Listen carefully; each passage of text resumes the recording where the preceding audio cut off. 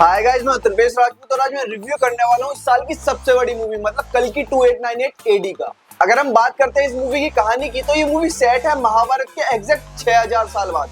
मतलब जब भगवान कृष्ण की मृत्यु हुई उसे 6000 साल बाद 2898 एडी। और ये जो आज की कहानी है किसी एक व्यक्ति को फॉलो नहीं करती है, इसमें अलग अलग कैरेक्टर हैं, उन सभी की स्टोरी साथ साथ चलती रहती है और वो एक दूसरे से कनेक्टेड है। तो मेन बात ये है कि पोस्ट एपोकलिप्स एरा है तो यहाँ पे सब कुछ खत्म हो चुका है, पानी हवा बहुत गंदी हो चुकी है, यहाँ तक कि लोगों के अंदर से इंसानियत खत्म हो गई है। जहाँ हम देखते हैं कि लोग पानी के लिए एक दूसरे की जान लेने को तैयार है, एक झूठे सेब को खाने के लिए किसी को भी मारने को तैयार है, मतलब बहुत बुरे हाल है। वहीं दूसरी तरफ जो कॉम्प्लेक्स है वहाँ पे सब कुछ अवेलेबल है, साफ पानी, स्वच्छ हवा, ताजे फल, मतलब जो भी आप सोच सकते हैं। एक सोसाइटी यहाँ पे पहुंच चुकी है और एक सोसाइटी यहाँ पे। हर किसी की सिर्फ एक तमन्ना है कि यहाँ से यहाँ तक जाना है। ये सफर तय करने के लिए आपको लगेगा 1 मिलियन। हर किसी का सिर्फ एक गोल है कि 1 मिलियन यूनिट कहीं से मिलाओ, कुछ बेचो, किसी को मारो, जो कर सकते हो करो, बस एक बार कॉम्प्लेक्स पहुंचो, जिंदगी सेट है। तो अब बात यह है कि जो हमारे मेन कैरेक्टर है, प्रभास का कैरेक्टर, अमिताभ बच्चन का कैरेक्टर और दीपिका पादुकोण का कैरेक्टर, वो इस सोसाइटी में कहाँ फिट होते हैं। प्रभास एक बाउंटी हंटर है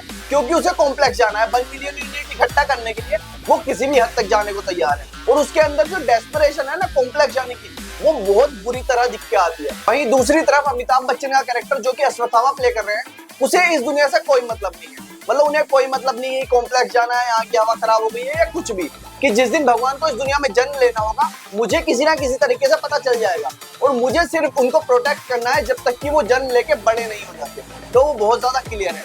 वहीं हम आगे देखते हैं दीपिका पादुकोण को कि वो एक लैब सब्जेक्ट है और उनके अंदर किसी बच्चे को जन्म दिलाने की कोशिश की जा रही है और इसी प्रक्रिया के बीच वो वहां से भाग जाती है। और जब वो भागती है तो प्रभास उन्हें पकड़ने आ चुके हैं क्योंकि उनके ऊपर 1 मिलियन यूनिट की बाउंटी है। वहीं दूसरी तरफ अपने अश्वत्थामा को पता चल गया है कि भगवान आने वाले हैं और वो उन्हें प्रोटेक्ट करने पहुंच गए हैं। तो अब इनकी फाइट देखने को मिलती है। आगे की कहानी में स्पॉयलर्स हैं तो वो मैं अभी नहीं बताऊंगा, उसके लिए एक प्रॉपर एक्सप्लेनेशन वीडियो आएगी। इसके साथ साथ हमें देखने को मिलता है कमल हसन और हमने ट्रेलर में भी देखा कि उनकी हालत बहुत खराब है। तो उनकी हालत यहाँ तक कैसे पहुंची और वो किस चीज के लिए तड़प रहे हैं ये तो आपको मूवी में देख के पता चलेगा। फिर देखने को मिलती है दिशा पटानी जो कि भैरवा से प्यार करती है, वहीं दूसरी तरफ भैरवा शायद उनके बारे में ऐसा नहीं सोचता। फिर हमें देखने को मिलते हैं पशुपति रामास्वामी और शाश्वत चैटर्जी, ये दोनों ही एक एक आर्मी को लीड कर रहे हैं। और सबसे जरूरी बात यह है कि एग्जीक्यूशन कैसा है, क्या मूवी ऐसी बनाई है जैसे इन्होंने प्रमोशन करा और जो हमें उम्मीदें हैं उस पर कहाँ खरी उतरती है। मैं कहूंगा बहुत ही गजब का एग्जीक्यूशन है, मतलब जो भी अच्छे से अच्छा आप सोच सकते हैं वो आपको इस मूवी में देखने को मिल जाएगा। दूसरी तरफ मुझे नहीं लगता इंडिया में अभी तक ऐसी मूवी बनी है, मतलब इस लेवल की जो ग्रांड इन्होंने सेट तैयार करे हैं। जब आप मूवी देखने जाओगे तो आपको एक के बाद एक कैमियो देखने को मिलेंगे और ऐसा नहीं है कि उन्हें सिर्फ नाम के लिए रख लिया है, हर एक कैरेक्टर का कोई ना कोई मतलब है, उसका मोटिव क्लियर है, इसीलिए वो इस मूवी में। जैसा कि हमने ट्रेलर में देखा था कि कुछ शॉट हमें महाभारत के देखने को मिले थे, तो क्या ऐसा है कि महाभारत के भी कुछ शॉट्स लिए गए हैं? तो हाँ भाई, मतलब अच्छे खासे शॉट्स हैं और वो देखने में मजा आ जाता है। जब जब वो स्क्रीन पे आएगा आपकी धड़कनें बढ़ जाएंगी। तो जैसा कि अमिताभ बच्चन बूढ़े हो गए हैं तो उनके लिए शायद इन्होंने डी-एजिंग का भी यूज करा है। ऐसा नहीं है कि उनके जो फाइट सीक्वेंसेस हैं वो बहुत छोटे टाइम के लिए हैं, वो बहुत लंबे टाइम के लिए हैं और वो उन्हें एक्सप्लेन भी करते हैं कि क्यों अमिताभ बच्चन बाकी लोगों से बड़े दिख रहे हैं। वहीं दूसरी तरफ जहां अमिताभ बच्चन सभी को बहुत आसानी से मार पा रहे हैं, भैरवा ही क्यों उनके सामने टिक पाया। फिर एक बात ये भी तो है कि अगर आप वर्ल्ड बिल्डिंग कर रहे हो, अगर आप एक यूनिवर्स बनाना चाहते हो तो आपको एक्सप्लेन भी तो करना पड़ेगा कि यहाँ तक हम कैसे पहुंचे या जो चीजें हैं वो क्यों हैं।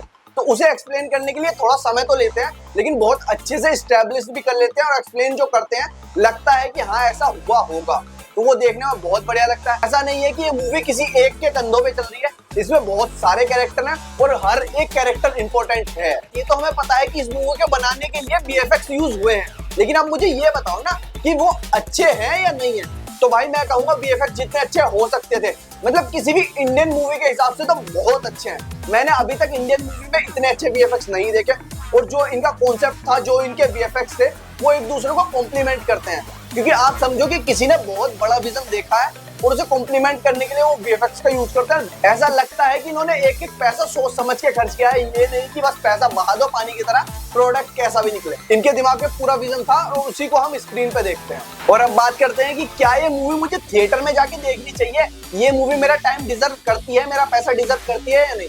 मतलब ये समझ लो जितनी भी एक्सपेक्टेशंस थी भाई मजा आ गया, उन सबको पार करके ये मूवी बनाई गई है और सच में लगता है कि अगर कोई विजन देखे इतना बड़ा तो उसे पूरा करा जा सकता है और इंडिया में भी हॉलीवुड लेवल मूवी बन सकती है। तो मैं तो एक ही बात कहूंगा कि इसको मिस मत करना, फिर मत कहना कि इंडिया में अच्छी मूवी नहीं बनती, और अगर बनती है तो फिर उसको जाके देखो। जहां तक मुझे लगता है ये मूवी डे 1 पे कम से कम 200 करोड़ की ओपनिंग तो लेने वाली है। अगर आपने ये मूवी देख ली है तो मुझे कमेंट में लिख के अपनी राय इसके बारे में जरूर बताएं, और इसकी एक्सप्लेनेशन के लिए और थ्योरीज के लिए हमारे चैनल को अभी सब्सक्राइब कर लें, क्योंकि बहुत सारी वीडियोस आने वाली है।